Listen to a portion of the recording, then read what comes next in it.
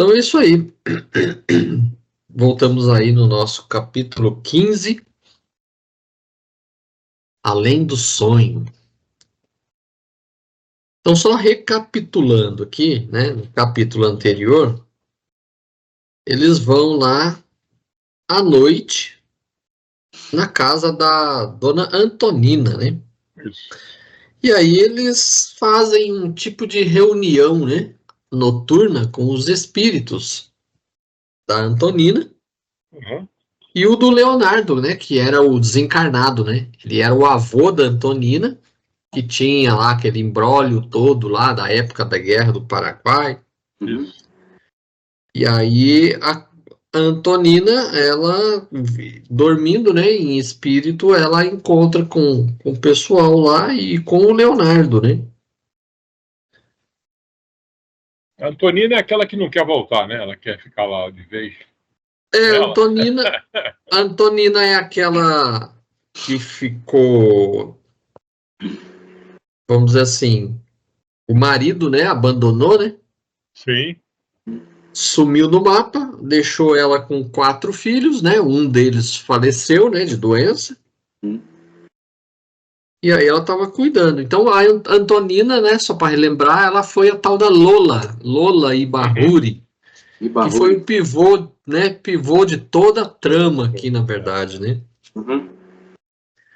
E ela reencarna como neta do Leonardo, que é um dos que participaram lá de toda essa trama lá, né? E o Leonardo estava desencarnado. E ele era o avô da Antonina, ou seja, ela, ele estava sendo o avô da mulher que foi o pivô de todo o rolo, né, dele com outro cara lá, né? Ele havia envenenado, né, Isso.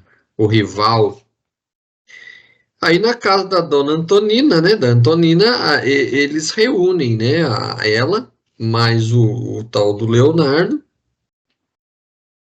E aí aparece o outro também, né, o tal do Esteves, Esteves.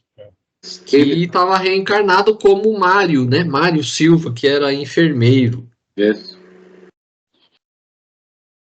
Aí eles têm Esteves é toda. o cara que tirou ela do marido, né? Do marido do namorado, que moravam juntos. Foi. Não é isso? O Esteves Isso, tirou é. ela desse cara. Isso. É, vamos dizer assim, foi Isso. seduzido por ela, mas aí ele acaba abandonando ela, voltando para o Brasil, e ela fica largada lá no Paraguai, né?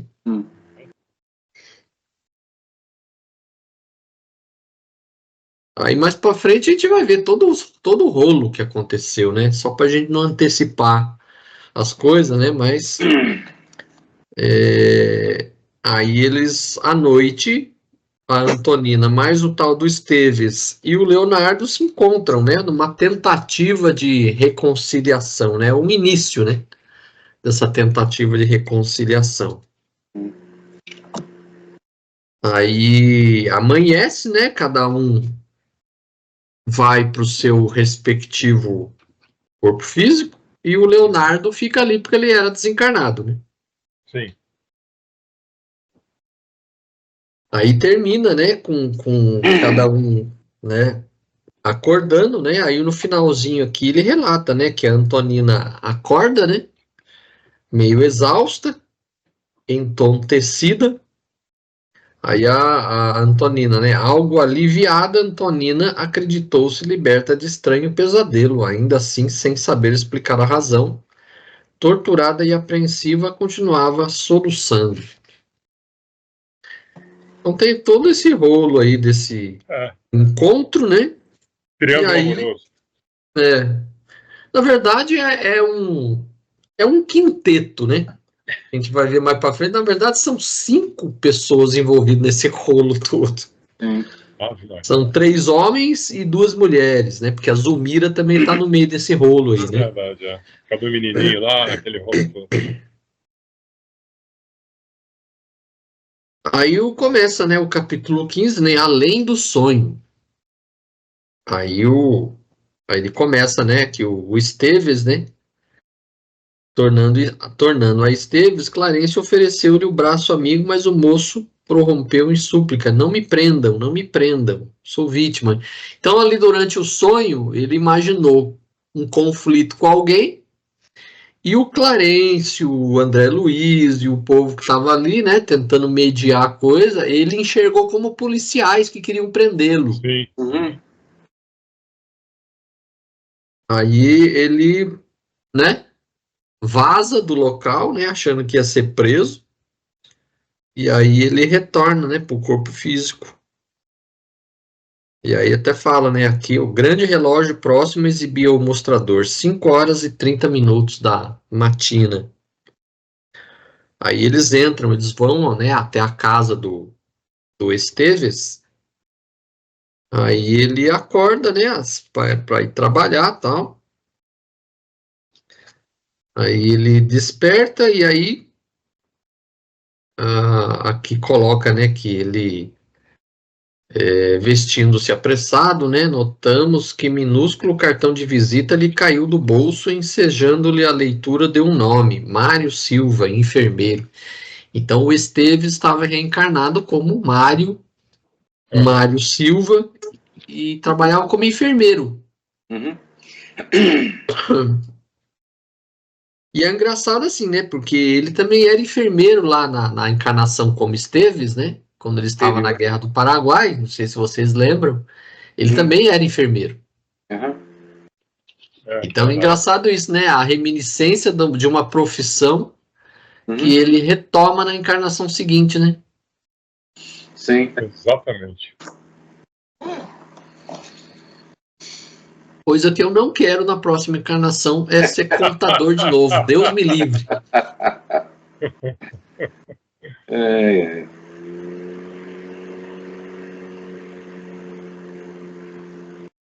E aí ele fala, né? Nosso amigo ontem, Esteves, hoje é Mário Silva, prosseguindo em sua vocação para a enfermagem. Aí ele acorda, né? Provavelmente ele encontra com a mãe, né? Porque fala aqui sobre da mãe dele, né? Aí ele tem todo um diálogo aqui com a mãe, né? A respeito do sonho, né? Aí ele fala, um sonho horrível, mamãe. E fixando, né, gestos expressivos entre goles de café, notificou, né? Sonhei que alguém me chamava, à distância em voz alta. E acreditando tratar-se de alguém doente em estado grave, não vacilei. Então o tal do Leonardo mentalmente chamou ele, né? Foi. Que é relatado no capítulo anterior.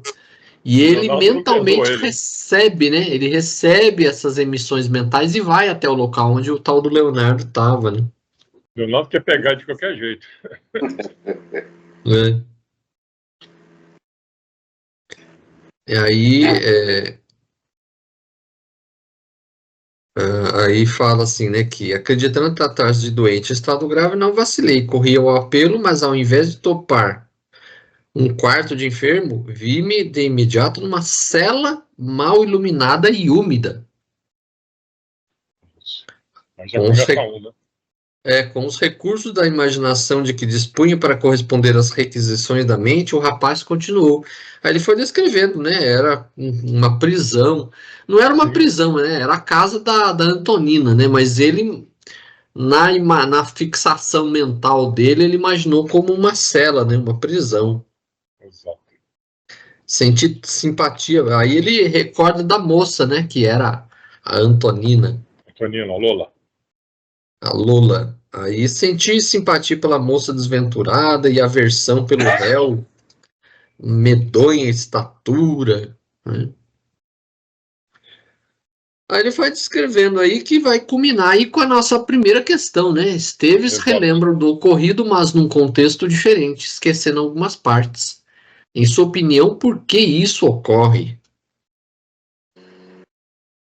Então, pelo que descreve, né, justamente aquela reminiscência, aquele rancor que ele tinha guardado, né, ainda sem solução, que incomodava ele. Que ali é ele ou não? Cadê? Mas Tive, porém, a impressão nítida de que nos conhecíamos. Um misto de ódio e sofrimento me tomou de assalto junto deles, principalmente ao lado do infeliz, cujo olhar se afigurava cruel. Perguntava a mim mesmo por que me não retirava de tão detestável presença, mas enquanto o homem me repelia, a mulher me provocava o maior enternecimento. Por mais estranho que pareça, experimentava o desejo de agredi-lo e de acariciá-lo ao mesmo tempo. Achava-me em expectativa quando o criminoso avançou para mim com o propósito evidente de liquidar-me, ao passo que a pobrezinha procurava defender-me. Estava atônito, ignorando se o condenado pretendia assassinar-me ali mesmo, quando tentei uma reação à altura.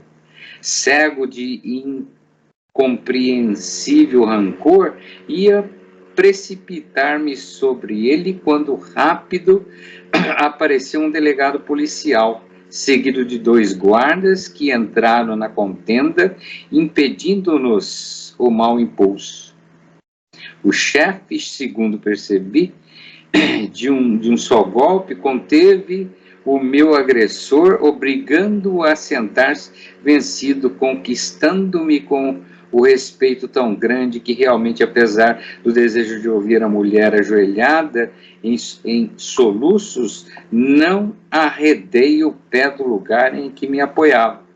Depois de palavras enérgicas e rápidas, o delegado trouxe então à cela outros ajudantes que arrastaram o meu adversário para fora. Logo após, acomodando-me numa velha cadeira, reconduziu a jovem para o interior do cárcere. Estampou a fisionomia a expressão de que propunha inutilmente lembrar-se, decorridos longos instantes de resistência, rematou. Reticência, né? Reticência. De reticência, rematou. Depois não consigo precisar as recordações, sei apenas que me pus a correr em fuga para a nossa casa, uma vez que os policiais se mostravam igualmente dispostos a recolher-me. Temendo o xadrez, acordei estremunhado e abatido. A velhinha que escutava ansiosa comentou calma: há sonhos que valem por terríveis pesadelos. O que senti, concordou Mário, preocupado. A mãezinha contemplou-o bondosa e acrescentou: meu filho, o sonho terá alguma relação com a nossa Zulmira? A mulher em que simpatizou não seria acaso a nossa velha amiga? E o homem que se inspirou tanta repugnância não poderia ser interpretado como o esposo dela? O rapaz cobriu-se de leve palidez, mostrou-se mais taciturno e falou triste: quem sabe? Você nunca mais teve notícia da nossa amiga companheira? Não, tenho apenas informação de que mora aqui mesmo, onde o marido é ferroviário de importância. Eu acho que aí já vai entrar na segunda. Vai entrar na 2, né? Já vai para a próxima, né? A questão, ele pergunta assim, que ele esquece algumas partes As passagens, do sonho, né? E por que isso ocorre? Na verdade, ele foi envenenado pelo Leonardo, não é isso? O Esteves? Foi. No começo lá isso. Sim. E ele tem esse rancor guardado. Na verdade, ele apaga da mente essa parte que o Leonardo teria, digamos, direito, né, de querer pegar ele. E ele só se recorda de uma pessoa querendo pegar ele e ele sentindo atração pela mulher, né? Ele apaga uma parte da história aí, né? E você vê que ele vê o Clarencio como um delegado, E o André Luiz e o outro rapaz estavam lá verdade. como policiais, né? Aham. Uhum. Então ele imaginou um local de uma prisão e eles como policiais. Então, a questão é que assim, que ele esquece algumas partes, né? Ele contextualiza de forma diferente daquilo que aconteceu. Ele esquece algumas partes. Uhum. E aí a questão assim, por que que isso ocorre? Então vamos pensar assim, olha. Imaginemos se ele lembrasse todos os detalhes do ocorrido e referente à reencarnação anterior dele. Uhum. Né? Como é que seria se ele recordasse de fato detalhadamente? Será que isso ia ajudá-lo? Eu acho que ia piorar a situação, né? Com certeza, ia piorar, com certeza. O benefício do E com esquecimento. esse sentimento de vingança, de repente, não, vou me vingar, ou revidar, etc., ele ia trazer muito mais problema, né? Ele fala cego de compreensível rancor e ia precipitar-me sobre ele. Lá no fundo, né, ele sabe que foi envenenado. Uhum. Ele não lembra, ele não tem certeza disso, não aparece claramente para ele, para não piorar a situação. Uhum. Queria ver segurar o homem, se ele lembrasse disso. Deixa. É o benefício do esquecimento, é por aí? O benefício do esquecimento, exatamente. Sim. É o que acontece com a gente muitas vezes, né? Esses sonhos picados que a gente tem, esses flashes, né? Muitas vezes você não sabe explicar sem muita conexão. Não é? Acontece conosco também. Porque a omissão de certos detalhes é melhor. O que interessa a lição, né, que a gente aprende com determinadas situações. Uhum. Se a gente for lembrar realmente todo o contexto, tudo, detalhes, isso em vez de ajudar, vai acabar atrapalhando, né? Agora, por que ele via a Lola presa, né? Que no final ele fala, logo após, acomodando-me numa velha cadeira, reconduziu a jovem para o interior do cárcere. Ele imaginou dessa forma. Como ele estava se imaginando numa prisão, provavelmente eles ampararam a Antonina em certo momento, e aí ele entendeu que ela estava sendo levada presa, né? Presa. Uhum. Mas é estranho esse sentimento, né? Porque ela não... Na verdade, ela era meio sedutora, né? Ela fazia muita besteira, né? Ela traiu lá o... Pelo que eu me lembro da história, ela, né, que foi contada aí em capítulos anteriores, ela era casada, ela abandonou o marido para ficar com um outro. Foi isso. Aí o outro flagrou ela com um terceiro, né? E aí esse terceiro que ficou com ela a abandonou. E aí é todo um rolo, né? Dessas 5 personagens aí, né? É muito rolo. Você vê que, assim, a gente tem que pensar, né? Compensa a gente ficar criando treta com os outros? Depois, na próxima encarnação, você vem com as mesmas pessoas para poder resolver o problema. Não compensa. Vai se enroscar do mesmo jeito. Não termina. Porque você fica amarrado, né? Você fica amarrado com essas pessoas. Enquanto você não resolver essa pendência, a coisa não acaba, né? É aquela passagem que está lá no Evangelho, né? Quando Jesus fala, se você vai até o templo fazer uma oferta e lembrou que tem algo contra o seu irmão, primeiro vai lá e reconcilie-se com ele. Enquanto estás no caminho com ele, Jesus ainda fala isso. Ou seja, enquanto você está encarnado aqui, resolve a pendência. Porque senão na próxima você vai voltar com ele de novo para poder resolver. Tem jeito. É vero. É um negócio complicado. Aí vem a segunda questão, que aí ele traz à baila outro personagem que não tinha nada a ver com a história, né? Que a segunda questão ele fala assim, reencarnado como Mário, Esteves recorda com ódio dos dois personagens de sua história. O que lhe acarreta esse sentimento? Que aí o Leonel até começou a lembrar aqui, né, sobre que a mãe, né, a mãe dele fala, ó, meu filho, o sonho teria alguma relação com a nossa Zulmira? Quer dizer, a Zulmira não tinha participado da reunião noturna ali, aí ele, né, ela traz à baila a Zulmira, que não tinha nada a ver com aquele momento, mas é uma das personagens desse quinteto aí, né? Se ela faz parte... Nunca pude entender-lhe a atitude. Tantos anos de convivência, tantos projetos de felicidade, trocar tudo assim por um viúvo, acompanhado de 2 filhos. Está falando da Zulmira. Né? Sim. O moço fixou um gesto de amargura e observou. Ora, mamãe, evitemos recordações sem proveito. Zulmira não deve reaparecer em minha memória. E esse Amaro que ela desposou é um ponto negro em meu coração. Creio que o melhor sentimento para eles dois em minha vida íntima é o ódio, com que eu os reúno em minha lembrança. Não desejo revê-los e, francamente, se eu soubesse que residiam aqui, em nossa vizinhança, decidiria a nossa transferência para outro rumo. Acho que é aí, né? Só que aí. Sim, sim. Uhum. Então, qual é a pergunta que ele faz? Que acarreta de sentimento o ódio. O ódio que ele sente é pela toda a situação que existiu, né? Uhum.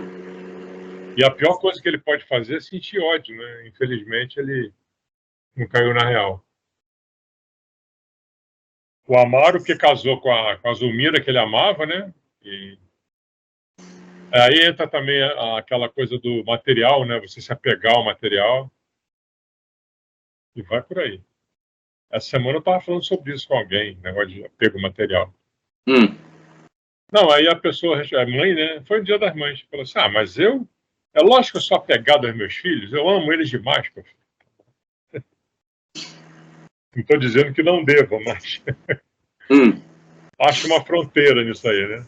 A ponto de ter aquele sentimento possessivo, né? São meus e... Exatamente. Se meu filho morrer, eu morro também. Não morre nada. Tem um monte de mãe viva aí, pô. Mas morre por dentro. Eu falei, tá bom, então acabou o assunto. Não vale a pena alimentar. Não, deixa pra lá. Porque você vê, ele teve o encontro noturno com a Antonina e o Leonardo, e aí ele traz, né, a lembrança, os outros 2 personagens que estavam faltando aí nesse quinteto, né, que é o Amaro e a Zulmira. Sim. Aí ele associou, né, os 2 personagens do sonho, ele associa ao Amaro e a Zulmira, que até então não tinha participado da reunião.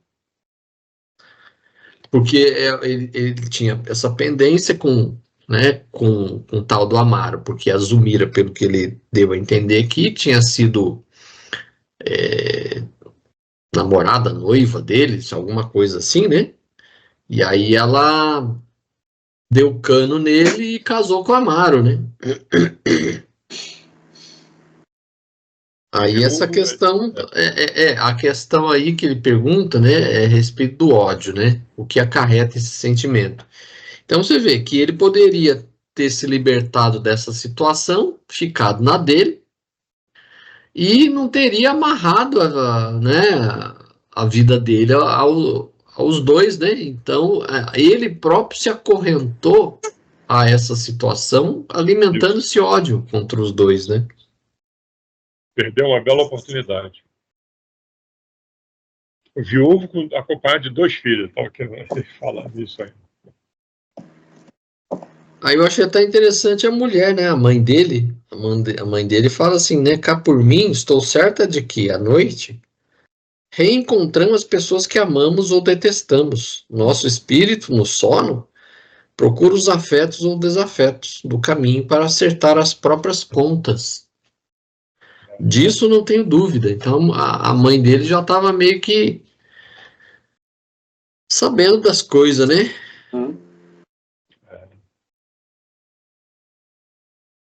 Aí ele sai para trabalhar, né? Relógio inflexível, o sonho passou, agora é a realidade que me espera. Aí foi lá trabalhar no hospital. Né? onde ele trabalhava lá.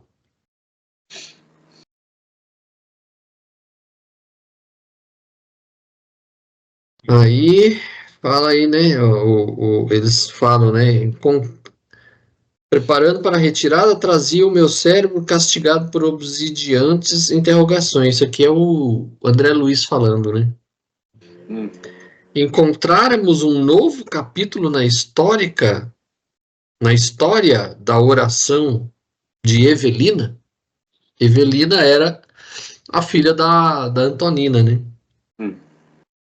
Amaro e Zulmira, mencionados pelo enfermeiro, seriam as mesmas personagens que havíamos visitado anteriormente? Dispunha-me a inquirição quando o olhar de Clarencio cruzou com o meu. Registrando-me a estranheza, informou.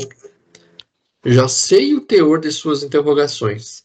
Realmente, o nosso novo amigo foi noivo de Zulmira, a senhora obsidiada que conhecemos. Então a Zulmira é aquela, né?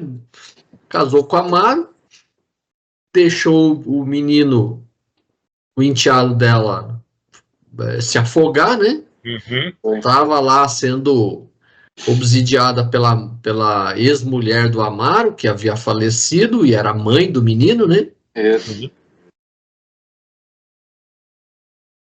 E a Zulmira era prometida, né, para o Mário, né? E acabou casando com o Amaro. Como é que era o nome da mulher dele mesmo? Da Zulmira? Que era a mãe do garotinho que morreu, né? Rapaz, não lembro. Deixa eu ver. Lá atrás. Blandina, isso? Não, Blandina era uma das dirigentes lá do local onde eles foram em espírito, lá onde ficavam as crianças. Odila. Odila era o nome da mãe do Júlio. É isso.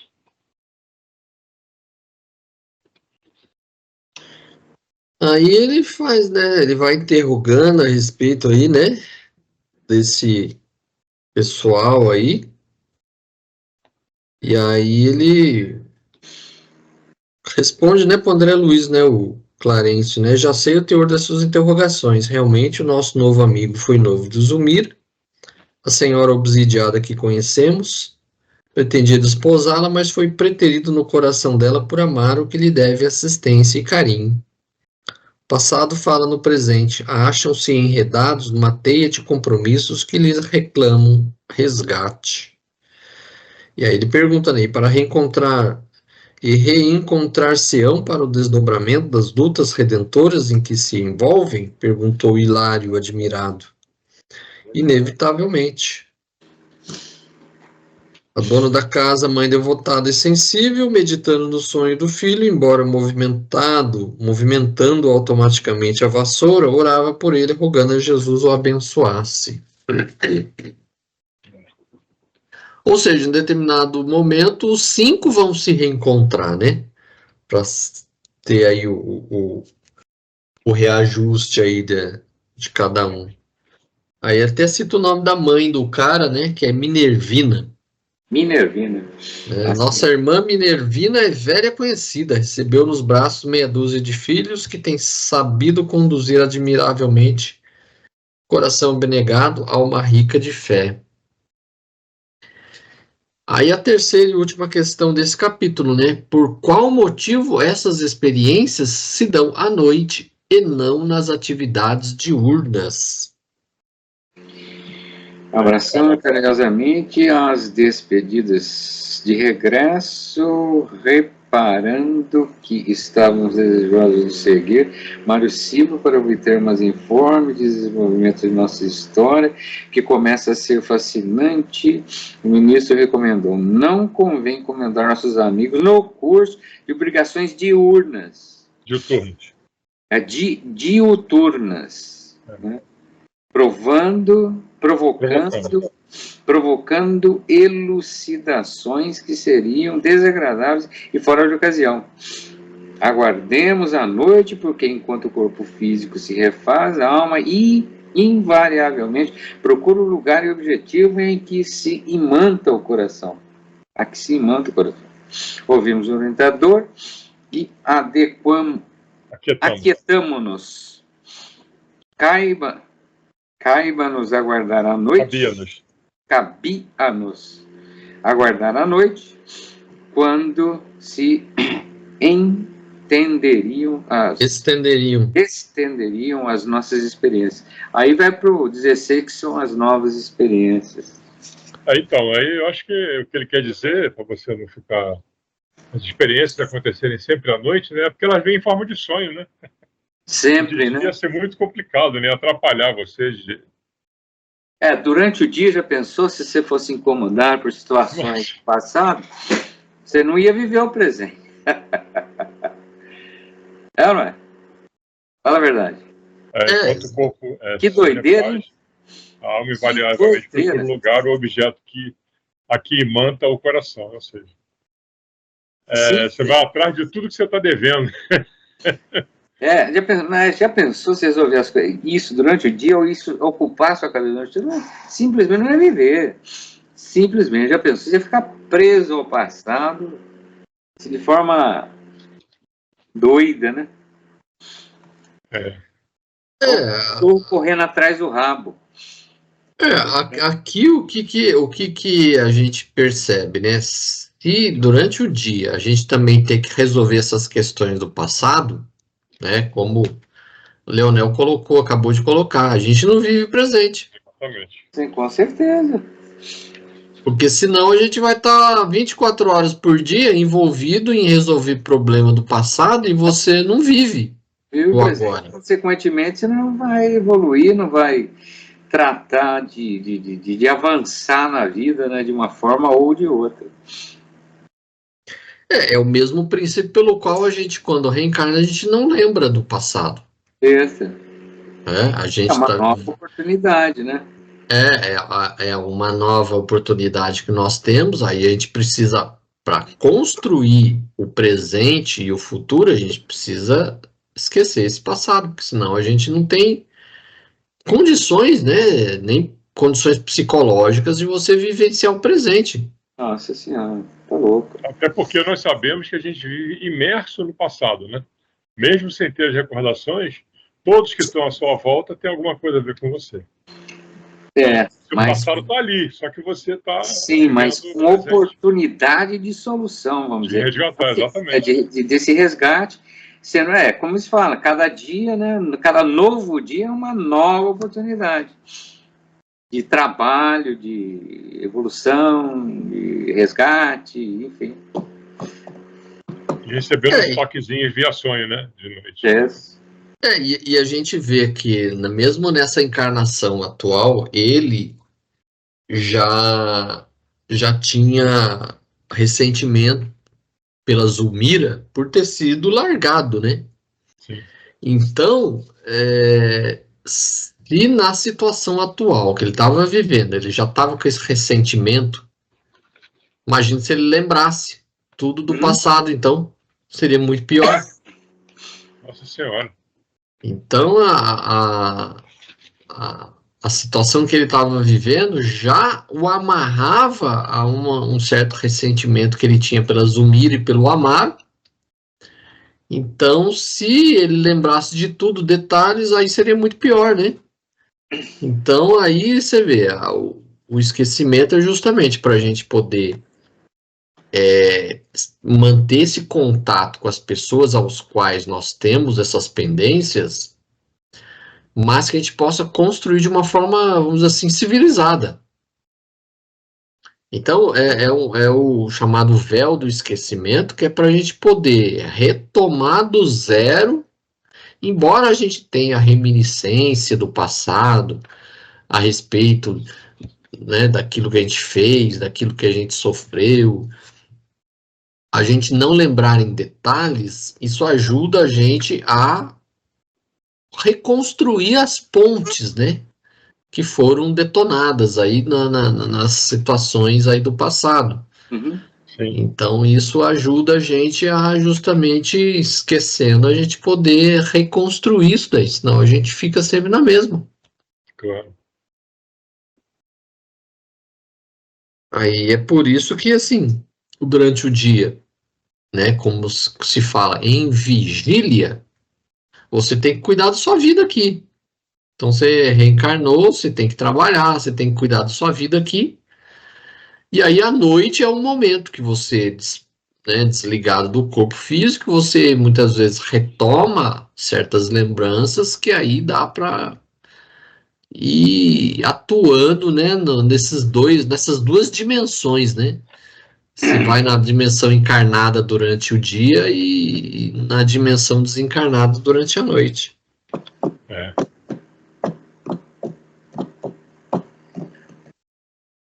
Aí a gente começa aí no capítulo 16, né? Novas experiências.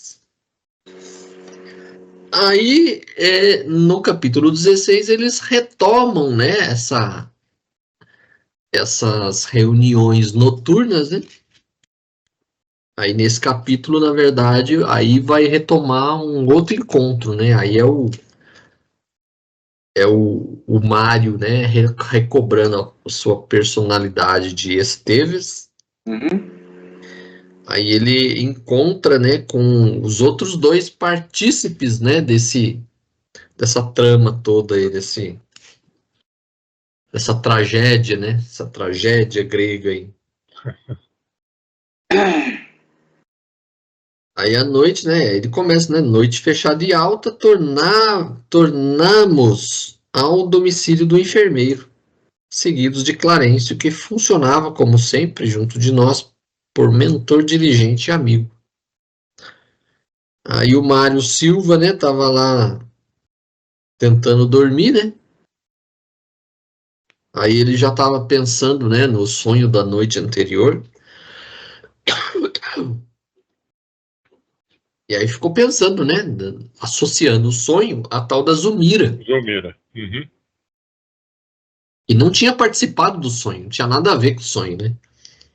Aí ele associou, né? A mãe dele foi lembrada do caso da Zumira e pronto, hein? Entrou uma dança. Aí ele ficou pensando na Zumira, né? Tentava lá afastar os pensamentos, mas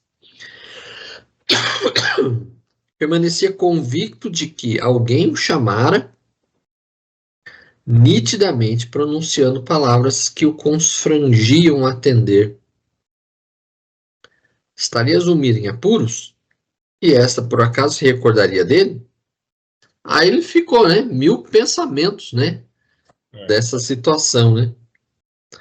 Aí, né? E se as suas conjecturas expressassem a verdade, teria o direito de reaproximar-se? Não imaginava isso possível. A chaga do brio retalhado ainda lhe sangrava o coração. Não seria justo acudi-la, nem mesmo a pretexto de socorrer. Conhecia-lhe o esposo de relance, mas o suficiente para detestá-lo, com todas as reservas de ódio de que se sentia capaz. Então você vê que ele estava enredado nesse grupinho, né? É ódio de parte a parte, né? Uhum. Aí ele odiava o tal do Leonardo por aqueles motivos do passado, odiava o marido da Zumira porque tirou a noiva dele. Rapaz, estava mesmo encrencado, né? Aí, hipóteses inquietantes e perguntas sem resposta lhe assediavam o cérebro toldado de apreensão e rancor. A antiga aversão pelo rival preponderava, dominando-o. Por que não voltar ao sonho da noite anterior de modo a tentar uma solução? A figura de Amaro crescia-lhe no campo mental. Se as almas podiam efetivamente reencontrar-se fora do corpo, prosseguia divagando, né? Lembrando da mãe dele, né? Que a mãe dele falou, né? Uhum. Que os espíritos se reencontravam em sonho. De certo conseguiria rever o adversário e revidar. Então ele já estava tramando ali uma briga, né, com o cara, né? Encontrar com o cara para dar um sopapo no cara, né? Então o cara já estava Chamaria o renegado esposo de Zulmira a explicar-se, concentraria nele o poder do pensamento, buscá-lo-ia onde estivesse. Onde estivesse. Aí vem a primeira questão, né? Esse capítulo aborda sobre a paixão cega. Você teve ou tem esse sentimento? Como se lida com ela? O ministro contemplava o compadecido, valendo-se dos minutos para ensinar-nos algo proveitoso, observou: a paixão cega sempre. Nossa vida mental é a nossa verdadeira. E, por isso, quando a paixão nos ocupa a fortaleza íntima, nada vemos e nada registramos senão a própria perturbação. Em seguida, aplicou passo balsamizante sobre o rapaz que se virava desajustado no leito. Mário, qual se houvera sorvido brando anestésico, relaxou os nervos e descansou com bom físico. Mas, ressurgindo em nosso plano, começou a extravasar os sentimentos que lhe senhoreavam o espírito. Não nos assinalava a presença, continuando, porém, sob nossa observação, em seus mínimos movimentos. Espantadiço e tateante, vagueou pelos ângulos do quarto, o veículo perispíritico, extremamente condensado. Todavia, pouco a pouco, esgazearam-se-lhe os olhos, dando-nos a ideia de quem se detinha em aflitivos quadros íntimos. Anotando-nos o assombro silencioso, o instrutor socorreu-nos explicando: qual acontece ao nosso amigo Leonardo? O novo companheiro padece angustioso complexo de fixação, embora tenha o seu caso particular algo suavizado pela luta da carne, que por vezes constitui abençoado entretenimento, não consegue diluir a obcecante recordação do inimigo. A mágoa é-lhe inquietante ferida mental. Quando se distrai nas tarefas comuns, alheia-se de alguma sorte ao tormento oculto que transporta consigo. Tem isso, fica lá dentro, né? Mas em se vendo espiritualmente a sós, dá curso ao ódio coagulado desde muito no coração. Observemo-lo. E vai por aí, né? Ele xinga o Amaro. Aí começa, seria a segunda, a 2A, né? Então, A questão é assim, o capítulo aborda sobre paixão cega. Você teve ou tem esse sentimento? Como você lida com ela? eu posso dizer, graças a Deus, que nunca tive. Se eu tive, pode até ser que eu tenha tido anteriormente. Não vou dizer que não, mas eu, graças a Deus, eu sempre procuro não alimentar isso. Obviamente que existem momentos em que a nossa... Eu já me senti assim, com aquele sentimento de revide, né? Não, putz, eu vou engolir essa. Mas isso não me incomoda, graças a Deus. Eu acho que eu consigo lidar com isso assim. Se dilui ao longo do tempo, né? Pelo menos é o que acontece, assim, que acontece comigo. Às vezes a gente fica ruminando certas coisas. Pô, devia ter feito isso, devia ter falado aquilo. Mas ao longo do tempo isso se dilui. Pelo menos é o que eu sinto, no que acontece comigo. A paixão cega, eu acredito que leva o ser humano a fazer muita besteira, né? Muita besteira. Tem gente que mata com maior facilidade, depois se arrepende, que foi levado por essa... Sim. Como ele diz, é a nossa vida verdadeira, né? A vida mental é a vida verdadeira. Então, se você não consegue equilibrar sua mente, sim, você vai no impulso, né? É a história da razão e da emoção, né? Você perde a razão e parte para a emoção e faz besteira. Tá? Sim. Você, para lidar com a paixão cega, tem que ter muito controle, eu acredito. Né? Você tem que rezar muito, talvez, para poder ser auxiliado, né? Porque Sim. A história do pavio curto, né? O cara que tem um pavio curto. Tem gente que não tem nem pavio, né? Tá embutido, né? Não é nem tem nem que não tem nem pavio, né? Tá embutido, né? Tá lá dentro. Então, são essas coisas aí. Mas, enfim, são... Até porque, às vezes você fere com palavras, né? Tem isso, né? Sim. Você perdendo a razão, você fala e a palavra depois que foi dita, como a gente lê por aí, é igual a flecha, né? Já era. Todos nós, eu acho que temos sempre um tipo de discussão nesse sentido, mas não chega aos extremos, né? Aqui, inclusive, ele aborda a paixão, caso do Mário pela Zulmira, né? Uhum, Mas a gente pode ampliar isso além disso, né? exatamente. Você, de repente, você fixa numa coisa e você não abre mão daquilo, né? Também não deixa de ser uma paixão cega, né? Exatamente. Tem gente que briga por causa de política, briga por causa de futebol, briga por causa de qualquer coisa. É a paixão também, né? Minha paixão é meu time e tal. E aí você não consegue nem conversar com a criatura porque Sim. Futebol é um lugar comum, né? É Dessa um questão estopim, aí. né? É um estopim. Você vê aí as torcidas se confrontando, às vezes torcida do mesmo time, sim, né? sim. Tem facções aí de torcidas, uma querendo matar o outro. Que Caras é fazem isso? ignorância é um negócio absurdo, né? Os caras não. É, Eu chego a como, pensar que esse pessoal não está nem aí pro time, eles querem brigar, né? Eles querem extravasar aquela coisa que tem dentro de fazer uma maldade, de matar, de ferir, enfim. O time isso, fica de lado, né? Fica de lado. São três esquece. coisas que não se discute. Eu aprendi isso desde criança: é política, religião e futebol. Ah, Se você começar a discutir isso daí, você acaba arrumando tomar inimigos. partido e pá, É, as pessoas levam isso muito pro lado pessoal, né? Então, é Eu esses muito dias, pessoal acho mesmo. que ontem a Folha de São Paulo publicou uma reportagem com uma entrevista, né? Uma entrevista com o Pepe Mujica, que foi presidente do Uruguai. Sim, eu Ele lembro já, dele.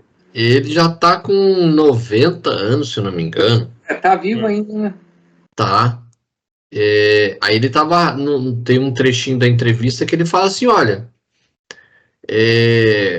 antigamente a gente ia no estádio do futebol aqui, você via lá o Peñarol, mais um outro time lá que ele citou, as torcidas eram todas misturadas. Ó, Então, um time marcava o gol, aí o outro time marcava gol também. Você gritava gol pelo seu time no meio da torcida adversária, não acontecia nada. Todo mundo levava na esportiva, né? Aí ele fala assim: hoje não, hoje ele está se matando por causa disso. é. Imagine você no meio de uma torcida adversária você gritar gol do seu time, você vai ser linchado.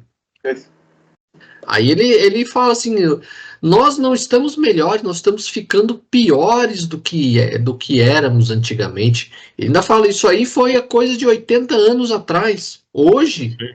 nós estamos nos matando. Então, hoje, nós estamos nos tornando piores. E aí ele fala: hoje nós temos aí telefone celular, temos internet, temos veículos super modernos. E moralmente, o que nós evoluímos? Nada. Tá. Pelo contrário.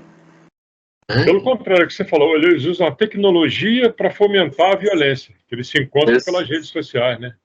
Vamos encontrar onde para bater em alguém, para matar alguém.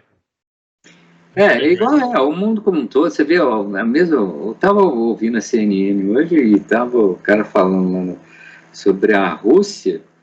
Diz que o Putin está desenvolvendo um sistema educacional para poder induzir a molecada, tá reescrevendo a história, cara, mas de forma indutiva, entendeu? Para tentar levar a população a pensar da forma que ele quer. O cara está desenvolvendo esse tipo de cultura, esse tipo de atitude.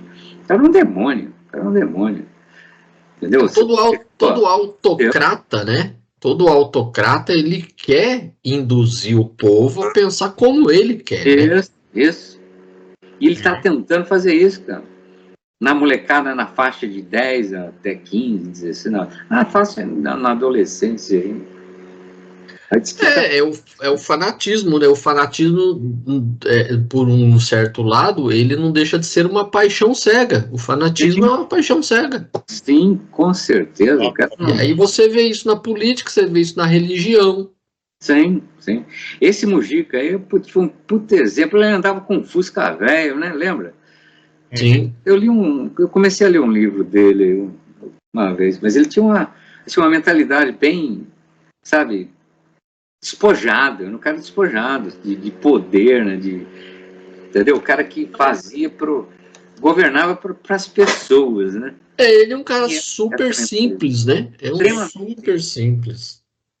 Extremamente simples. É uma pessoa totalmente desapegada de tudo. Totalmente, exatamente. É muito legal a mentalidade dele.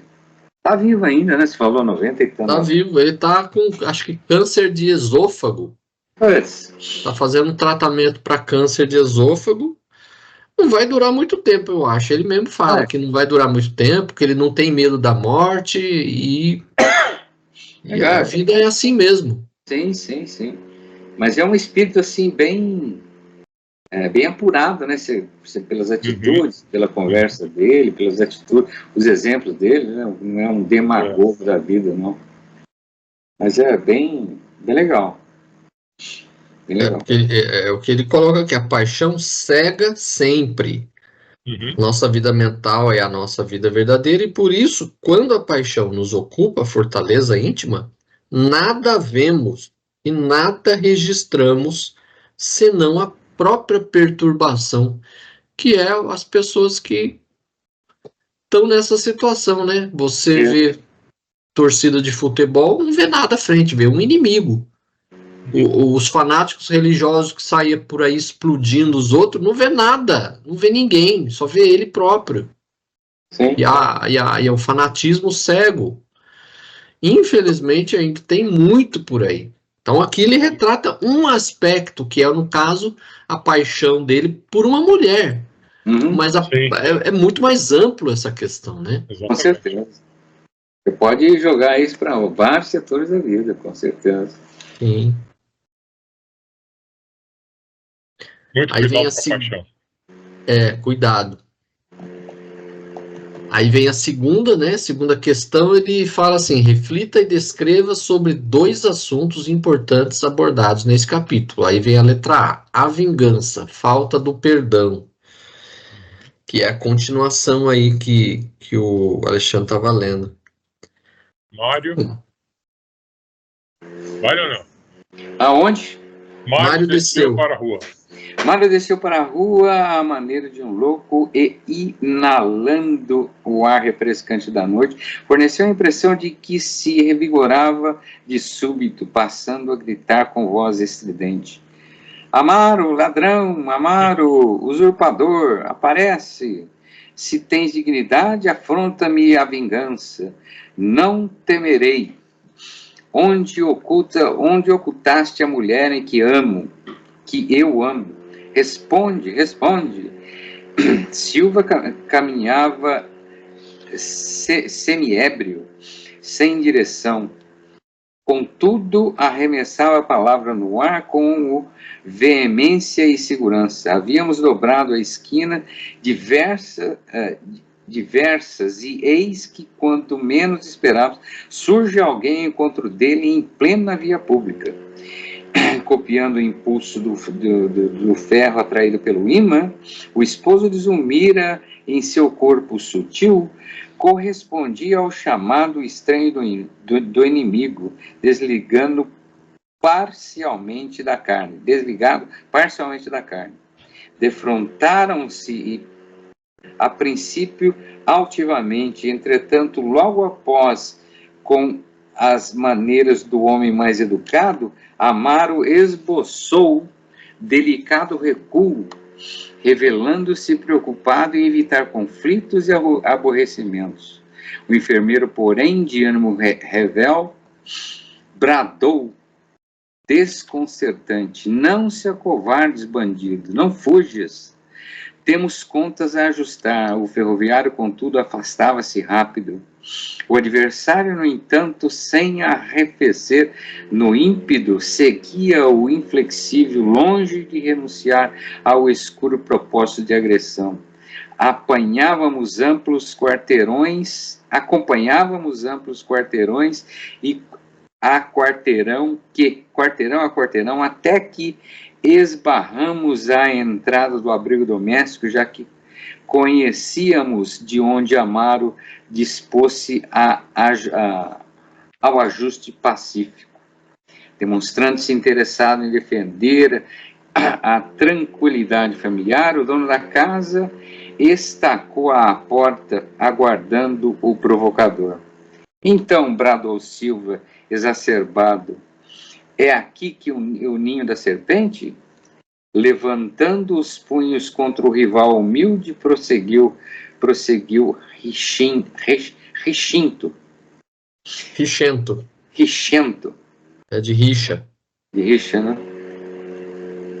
Pagar-me-ás muito caro a intromissão, infame enganador. Onde puseste a mulher que era minha felicidade e minha vida? Quebraste-me os sonhos, aniquilaste-me os ideais. Homem terrível, que fizeste de mim? Sou apenas máquina de trabalho, sem fé e sem esperança. Eu não sabia, alegou Amaro, desapontado. Nunca tive a intenção de ofender-te. Maldito, como sabes dissimular? Onde está Zulmira? Devo exterminar-te para restringir-lhe restituir-lhe a independência. E, afrontado pela serenidade do outro, o enfermeiro acentuou: não me reconheces, acaso? Sim, reconheço, falou o interlocutor sem suspiro. És Mário Silva, pessoa que devoto consideração e respeito. Consideração e respeito? Que deslavado fingimento. Onde há prova de apreço, se me arrancasses a noiva, engodando-a com mentirosas promessas. Somente soube de sua velha afeição por ela, quando meus compromissos no matrimônio não admitiam qualquer recuo. Se alguém, todavia, me houvesse comunicado lealmente, quanto se desenrolava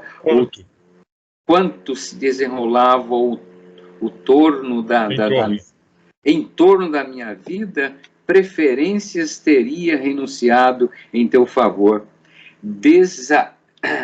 Desejaria realmente servir-te. Entretanto, agora, hipócrita, tornou-se Mário enfurecido. Não creio em tua palavra de lobo disfarçado. Roubaste-me a única felicidade que me esperava do mundo, a única felicidade que era minha. Amaro fixou triste sorriso e obtemperou. E acreditas que eu seja feliz? Admites no casamento apenas exaltação dos sentidos inferiores? Crês que o homem consorciado deva encontrar a mulher simplesmente uma escrava? Amo em Zulmira a companheira e a irmã que me cabe proteger. Nem ela nem eu encontramos na experiência conjugal a aventura das afeições cor-de-rosas em que o desejo contestado é como a flor que morre num dia. Temos padecido muito, Mário. Não ignoras que me casei em segundas núpcias? Zulmira, por isso mesmo, não terá acolhido em mim a perfeita alegria que lhe seria lícito operar. Nossa aproximação começou por uma série de desajustes que culminaram com a morte do meu caçula, num terrível desastre. Desde então, a nossa casa é um espinheiro de sofrimento. A minha esposa adoeceu gravemente e eu mesmo até agora continuo agoniado e desfalecente. Saberias, porventura, que o que seja a desdita de um pai que chora sem lágrimas, moralmente ferido? Sem dúvida possuo para com a dívida, sem dívidas possuo para com a divina providência. Podes acreditar que não tenho amargado pouco a fim de ressarci-las. A morte para mim não passaria de bênção libertadora. Como podes observar, não me vejo em condições de acreditar-te o desafio. Aceitar-te o desafio. Aceitar-te o desafio. Estou dilacerado, e mais que dilacerado, vencido. Não com enternecedora inflexão e súbita e súplica acentuou. Se ainda consagras amor à criatura que despojei, ajude-nos com a tua compreensão. Se te fiz algum mal inconscientemente, perdoa-me. Perdoa-me pelas angústias da minha existência, de condenado a horríveis provas morais. Mário Silva, com espanto nosso, retribuiu com escandalosa gargalhada. Desculpar? Nunca, exclamou, jactancioso. Pelo tom da conversa, confesso que a justiça começou a expressar-se devidamente, mas abreviá-la-ei com as minhas próprias mãos. Não, o meu desforço é certo, meu ódio é inexorável. Isso aí. Amaro não mais respondeu. Até aí, né? Isso, Daí ele faz uma oração, né? Aí tem a ver com a segunda, né? E a questão que aí ele pede que reflita sobre a vingança, falta do perdão. Você vê todo esse diálogo que ele tem com Amaro, é ele buscando uma satisfação e o Amaro tentando se desculpar. Falei, olha, não foi bem assim, não é bem assim que você está pensando. Segundo lugar, eu nem sabia, né, que ela, de repente, ela era sua noiva, não estava nem sabendo de nada. Uhum. Então o Amaro fica na defensiva e o tal do Mário Silva no ataque, né? Só vingança. Ele busca a vingança, né? Porque ele se achava ultrajado, né? E quanto mais você deseja a vingança, mais você se destrói, né? Física e mentalmente, né? Você acaba adoecendo, né? A vingança, o que é? É a busca da justiça pelas próprias mãos. Isso. Sim. A falta de perdão, né, também. Absoluta falta de perdão. Quando você quer vingança. Sim. É porque aí você vê só o seu lado, você não vê a do outro, que era o que o Amaro estava tentando mostrar para ele, olha, vê o meu lado também, né? Não veja só o seu, mas ele estava vendo só o lado dele. Ele o via simplesmente como um malfeitor, um celerado. Ele não queria saber de nada, ele só estava se importando com o lado dele. Não, e o ser humano tem a tendência de sempre achar que o outro lado está melhor do que você. O cara tomou minha mulher e está numa boa lá, porque a vida dele não era nenhum mar de rosa, né? Mas ele não estava nem interessado em pensar nisso aí. Ele tá aí de novo, a paixão, né? Cega. Cegueira, né? Cego, cara. O cara fica cego mesmo. É por isso que quando a gente... por isso que nos países, né, vamos dizer assim, democráticos, civilizados, que têm instituições, tem poder judiciário. Quem é o julgador? Uma pessoa que está distante das partes. Então tem que ser uma pessoa que não tem envolvimento com a causa para não julgar com a paixão. Isso, exatamente. Julgar com a razão. Para não se envolver emocionalmente. Né? Sim. Então, se você busca vingança, ou seja, justiça pelas próprias mãos, você está se movendo pela paixão cega, pelo fanatismo, pelo ódio, né? Então, isso nunca foi algo benéfico para a gente, porque vai afundar a gente cada vez mais, né? E o verdadeiro juiz tem que fazer o que muitos fazem. Eu me sinto impedido de julgar isso, porque eu tenho algum tipo de relacionamento com essa pessoa, né? Sim. Seja emocional ou profissional. Então a pessoa tem que Tem que sair ter um afastamento, tem que ter um afastamento. Exatamente. Porque senão ele não é imparcial, não adianta. Por mais que você queira, não, eu estudei para isso, não. O ser humano fala mais alto, né? A imparcialidade é uma coisa muito complicada de você. Por trás da lei está o ser humano, né? Isso aí. Você não vai conseguir ser imparcial se você tiver qualquer ligação com aquele. Qualquer tipo de envolvimento, né? Você tende a pessoa, o juiz vai tender a puxar para um lado ou para o outro, né? Porque sempre é uma disposição que é uma norma, né, para todo julgador. Você, se tem algum relacionamento com uma das partes, você não pode julgar aquela causa, você tem que se declarar impedido. Isso. Esse seria o ideal, né? A gente sabe que não acontece na realidade, né? Mas infelizmente.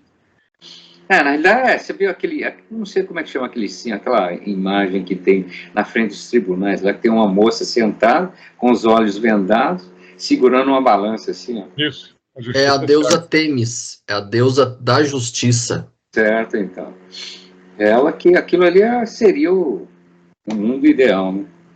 Sim. Vedar com os olhos vendados, segurando uma balança. E aí, aqui no finalzinho tem até o que eles colocam, né?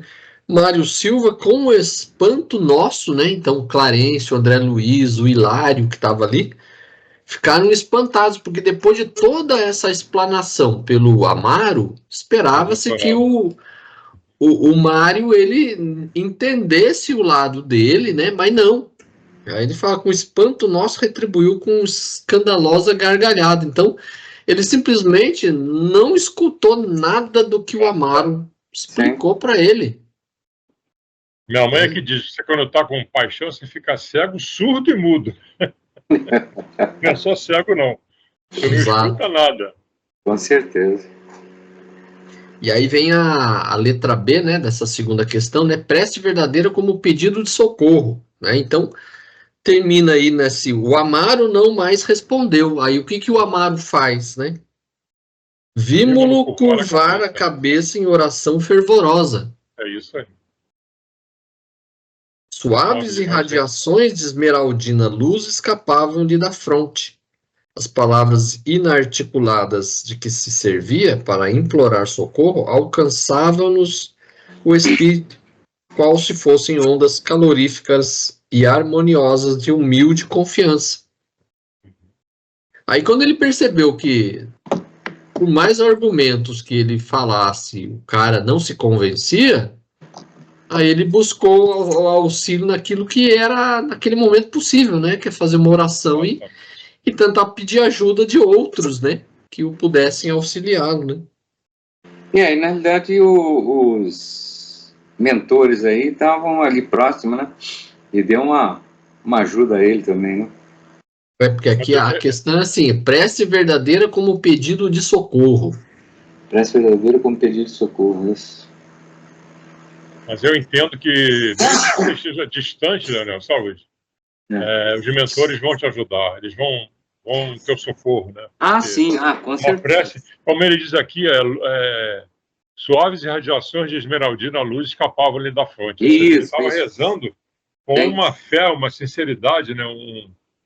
Uma oração extremamente verdadeira. Então não tinha por que não ajudá-lo, né? Sim, merecia ajuda, né? Não era uma oração decorada, né? Era algo que realmente era do sentimento dele, né? Uhum. Aí coloca, né, que o Mário, incapaz de sensibilizar-se ante a rendição comovente, prosseguia gritando, né? Por que silencias, covarde? Fala, né? Explica-te, reage. Dominaste-os o mira, mas não me dobrarás 1 milímetro. Criminosos de sua laia não merecem compaixão. Então ele estava explicando, mas ele não estava entendendo, né? Não estava aceitando, estava surdo às explicações, né? Aí, nessa altura do diálogo, Clarencio convocou-nos paternal, né? Respondamos à prece de Amaro com auxílio fraterno. Arrastados pela simpatia e pela emoção, acompanhávamos nosso orientador sem hesitar. Aí o desenrolar a gente vai ver no próximo capítulo, né? Mas aí tem uma última questão, né? Que é, qual a importância de bons pensamentos ao dormir? Acho que é quase uma oração, né? Bons pensamentos. Você atrai as vibrações positivas, Você fazer uma viagem tranquila, né? Você fazer uma viagem mais tranquila, né? Você ir para uns lugares meio bons aí, né? Não. Principalmente. Você vai ter pesadelo, não vai ter sonho. Principalmente pedir ajuda ao nosso anjo da guarda, né? Isso. Que nos guie, né, meu? Que nos guie. E que negócio, né? Também a gente faz oração, a gente pode fazer oração, a gente pode pedir ajuda do anjo da guarda, não sei o quê. Mas se durante o dia a gente só tá pensando coisa ruim, fica difícil. Porque o anjo da guarda vai ajudar a gente, os outros amigos vão ajudar, se a gente também se ajudar, né? Não é só virar a chavinha, né? Tem que partir da gente. Ô, Cláudio, essa semana eu tive um questionamento que eu achei interessante, né? Tem um camarada que ele diz que é ateu, né? Mas todo ateu, quando está em apuro, ele fala, meu Deus, me ajuda, né? Eu sou ateu, graças a Deus? Ateu, graças a Deus. É ateu de BGE, né? Você é o quê? Eu sou ateu. Aí o cara registra lá. Então, mas ele falou o seguinte, ele perdeu a mãe tem quase um ano. Tem 10 meses, vai fazer um ano daqui a 2 meses. Aí ele virou para mim outro dia e falou assim, você é espírita, né? Eu falei, sou. Ele falou, eu vou te falar por que eu não acredito no espiritismo. Minha mãe morreu tem quase um ano e vou te falar uma coisa, do jeito que eu era ligado nela, apegado a ela e ela a mim, ela teria dado um jeito de falar comigo de lá. Não é possível que ela não fizesse. Então aí só reforçou a minha convicção de que isso não existe. Isso não existe. Aí eu ia responder, falar, depende da sua evolução espiritual, do seu merecimento, de diversas coisas, mas não adianta, porque o cara não vai absorver. Não adianta. Mas quando o assunto é mãe, né? Fica difícil.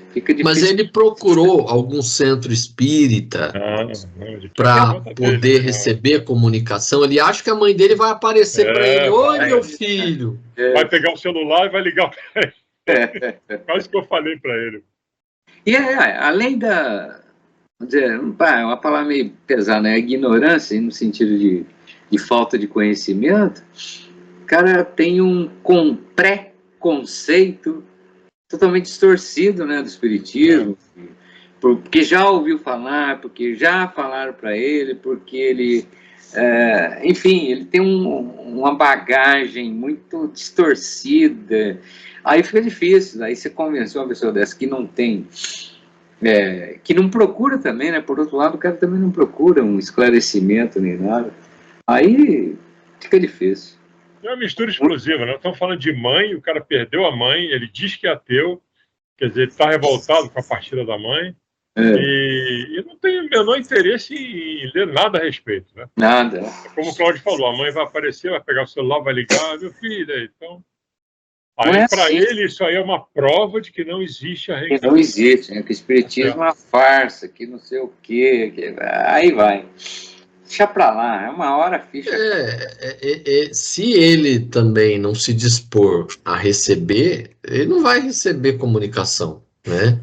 Porque, em primeiro lugar, a mãe dele pode, de repente, não estar em condições de passar uma comunicação. Começa por aí. Então, você pode fazer uma sessão espírita na sua casa e convocar quem você quiser. Se o espírito que você está chamando não se dispor a dar comunicação, ele não vai comunicar. Ele não é obrigado a comunicar porque você está chamando. Né? Os espíritos também têm livre-arbítrio, ele pode fazer o que ele quiser. Sim. Né? Segundo, se ele não acredita, então por que ele está questionando essa questão? A questão dele é que, como eles se amavam muito, esse amor deveria permitir que eles entrassem em contato. Tá bom? Talvez assim, em sonho, talvez a mãe dele um dia, né, ele tenha um sonho com a mãe e a mãe fale com ele. Mas aí ele vai dizer, não, mas sonho é coisa, né, coisa biológica, não tem nada, é fantasia da cabeça. Sonho é sonho. Então, quem não acredita sempre vai ter um argumento para desmontar os argumentos que o Espiritismo coloca. Mas se ele não procurar um lugar para se esclarecer, saber das coisas, não vai receber comunicação mesmo. Não vai. Eu pensei em falar com ele, procura o centro e veja se sua mãe manda uma mensagem psicografada para você. Mas... Tem alguns centros aí que tem as cartas consoladoras, por exemplo. Sim. Ele pode procurar. Lá no Morumbi, por exemplo, tem lá o GENC, né, que é o Grupo Espírita Nossa Casa. Lá eles têm em alguns, acho que uma vez por mês, eles têm carta consoladora. Ele pode ir lá, ué. Uhum. O irmão Rodolfo também tem um dia lá que ele dedica a isso. Meu pai mandou uma carta pra gente. Você fala, onde você é que vê claramente que foi escrito por ele. As palavras que ele usava aqui, né, não deixa nenhuma dúvida de que foi psicografado realmente. Ah, que legal. Onde é que esse irmão Rodolfo, você comentou uma vez comigo, desceu o viaduto ali da entrou pelo lado. Isso. Você entra à esquerda, logo depois que termina o viaduto, você entra à esquerda, é a segunda rua direita. A primeira é contramão, aí você entra na segunda, o irmão Rodolfo logo no comecinho ali. Acho que é a rua IP, se eu não me engano. O IP. Mas você entendeu, né? Você vai entrando na ferradura, você entra à esquerda, e na segunda direita você... Sei onde é que é. Vou dar uma passada lá qualquer dia. Tentar. E aí, outra coisa, quando eu fiz o pedido pro meu pai, eles não dão prazo, né? Falaram, você passa aqui de vez em quando, se ele deixar a carta, né? Lógico, nós vamos entregar. E na mesma época, uma conhecida nossa pediu que você deixa o nome, né? A data de desencarne, tem um papelzinho que você preenche lá. E eu deixei para o irmão de uma conhecida nossa que morreu, ele era funcionário da EDP, morreu eletrocutado. Garoto com 20 anos. E ela procurava lá e nunca recebeu nada dele. Então é o que o Cláudio falou, nem sempre o espírito está disponível, né, para falar para você, para te mandar uma carta, enfim. E dependendo também do tempo que houve de desencarne, às vezes a pessoa já reencarnou. Pode até ser, né? É isso aí. Pode até ser, verdade. Tenho dito. Depende do plano espiritual, do plano reencarnatório de cada um, né? De repente já voltou. Bom, então é isso aí. Terminamos por hoje.